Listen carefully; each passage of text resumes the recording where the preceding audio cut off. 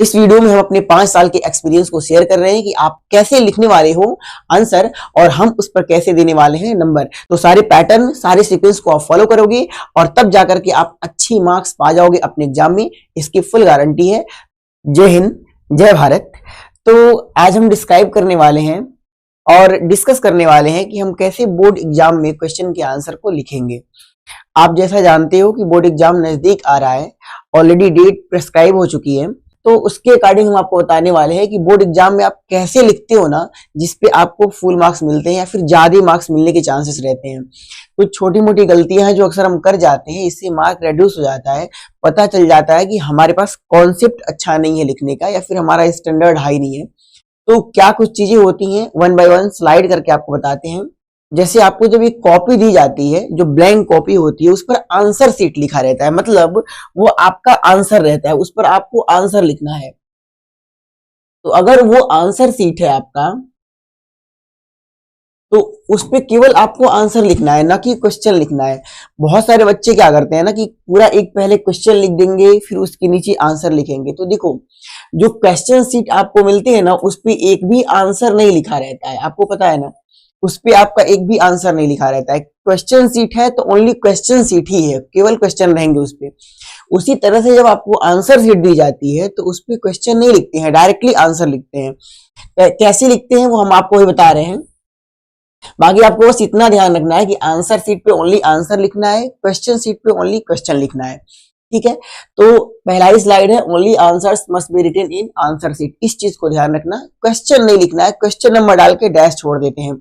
अगला जो स्लाइड है वो है how to write MCQ answers.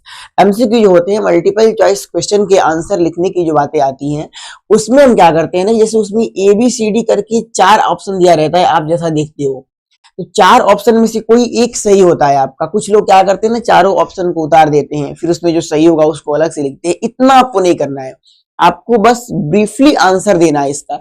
आप क्या करते हो ना कि जैसे क्वेश्चन नंबर 1 है, 1 का A है, आपने यहाँ पे लिख दिया और डैश छोड़ दिया, ठीक है।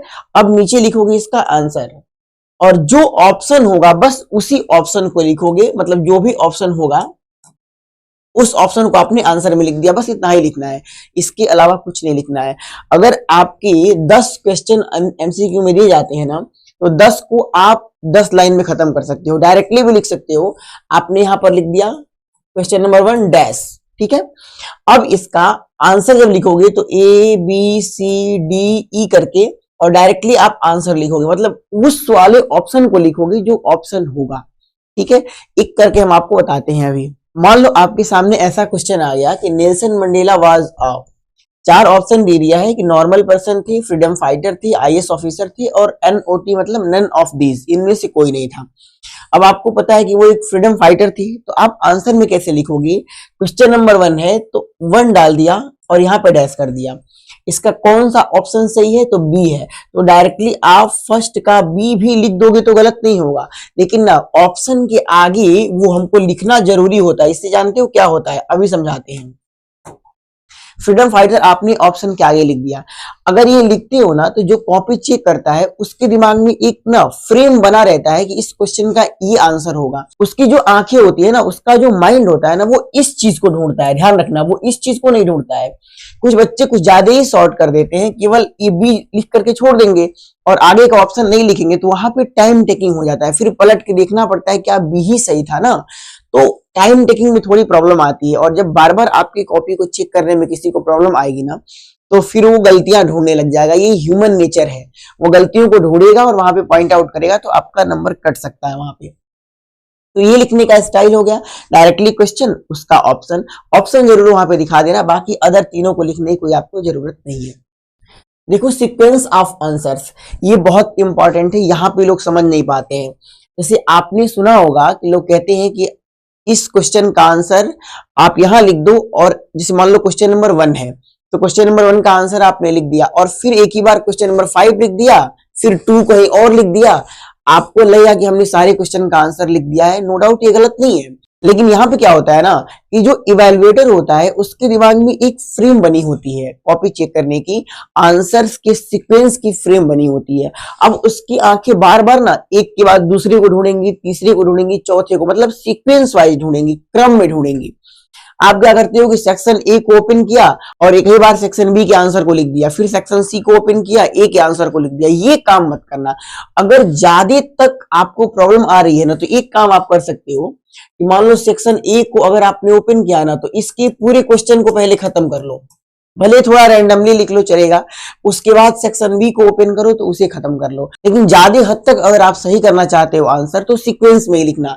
पहले जैसे दिया रहेगा सेक्शन ए में 1 2 3 4, सेक्शन बी में 5 6 7 8, सेक्शन सी में 9 10 11 12, ऐसे सीक्वेंस में लिखना ज्यादातर सही रहता है। इससे कॉपी चेक करने वाले को बहुत ज्यादा आसान हो जाता है उसके लिए अपना काम करना। और जब आपकी वजह से किसी का काम आसान होगा तो फिर ह्यूमन नेचर वहां पर भी लागू होता है कि थोड़ी बहुत गलतियां भी होती हैं, तो आदमी वहां पर मुकर जाता है और आपको मार्क्स मिलने के चांसेस ज्यादा रहते हैं। तो सीक्वेंस ऑफ आंसर पे ज्यादातर ध्यान देना कि जो क्वेश्चन जब आए उसको वही लिखना, न कि पहले बड़ा वाला कर लिया फिर छोटा वाला कर दिया। ये काम अगर बच सको तो बच जाना, बहुत ज्यादा हद तक अच्छा रहेगा। अब हम बात करेंगे स्पेस फिलिंग की।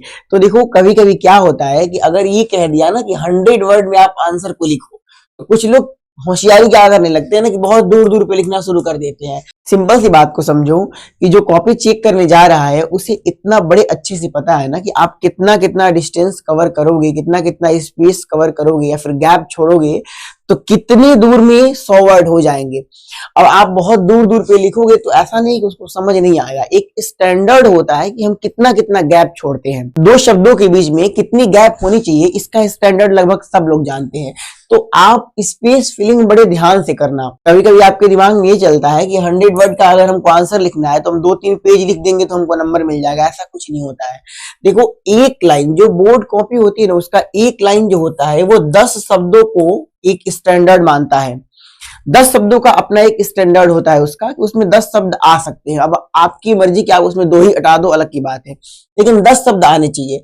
तो आपका जो एक पेज होता है पूरा पूरा ना, वो 100 शब्द के लिए क्या होता है, पर्याप्त होता है, अगर आप एक स्टैंडर्ड में लिखते हो तो। वरना आप 4 पेज ले जाओ, आपकी मर्जी है। तो अगर आप नॉर्मल लिखते हो, जैसे कॉपी में लिखा रहता है, या फिर आप अपनी कॉपी में लिखते हो, स्कूल वाली कॉपी की बात कर रहे हैं, वैसे नॉर्मली अगर लिखते हो तो एक पेज 100 शब्द के लिए पर्याप्त होता है। स्पेस फिलिंग के लिए आपको बहुत ज्यादा स्पेस नहीं लेना है और बहुत ज्यादा कॉपी वेस्ट भी नहीं करनी है। और एक बात आपसे बताएं, अगर मान लो 30 पेज दे रहा है ना 12th में, अगर आपको, और 30 पेज उसमें ऑलरेडी कॉपी में दिया है, तो गलती से ये मत समझ लेना कि हमको पूरा भरना है।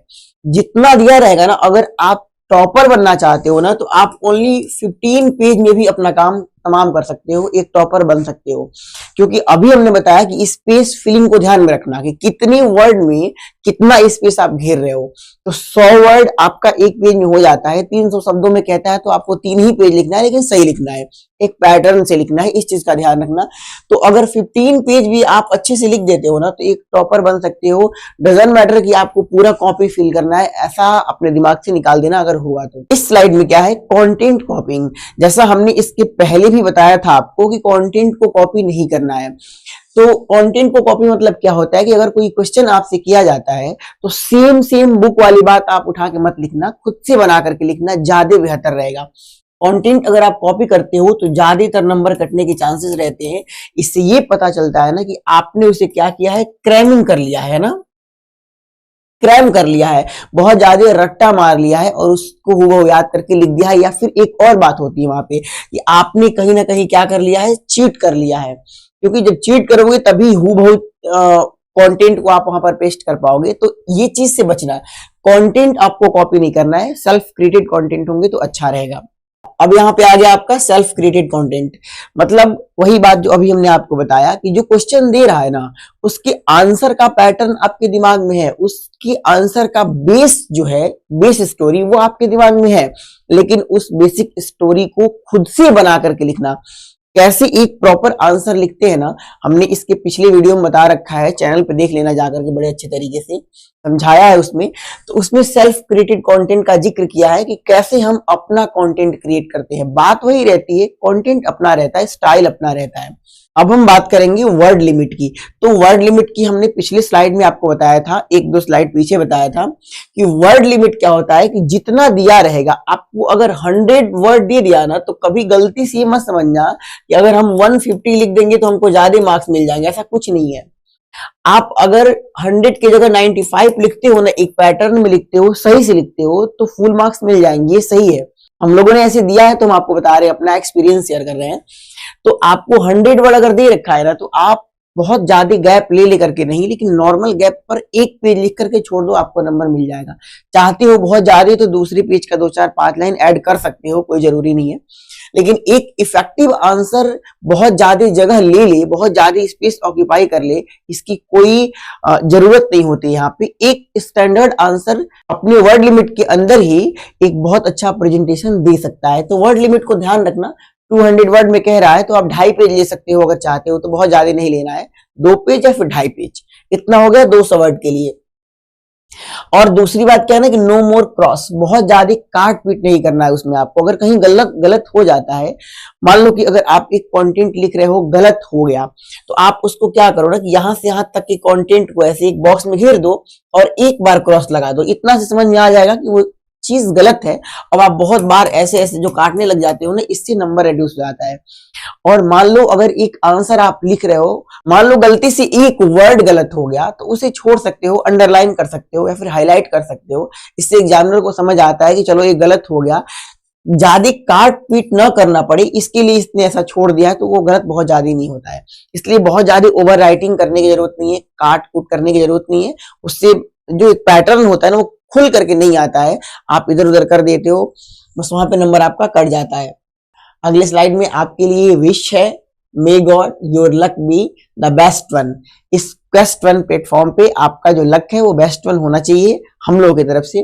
तो इन सब सारे पॉइंट को ध्यान में रखना और इन सारे पॉइंट को ध्यान में रख कर के ही आंसर लिखना, और नो डाउट आपका नंबर बहुत अच्छा आने वाला है। तो जाकर के चैनल पे पिछला वीडियो देख लेना, उस पर आपको पता चल जाएगा कि एक इफेक्टिव आंसर कैसे लिखते हैं, जिसपे एग्जामिनर 100% नंबर देने के लिए एकदम मजबूर हो ही जाता है।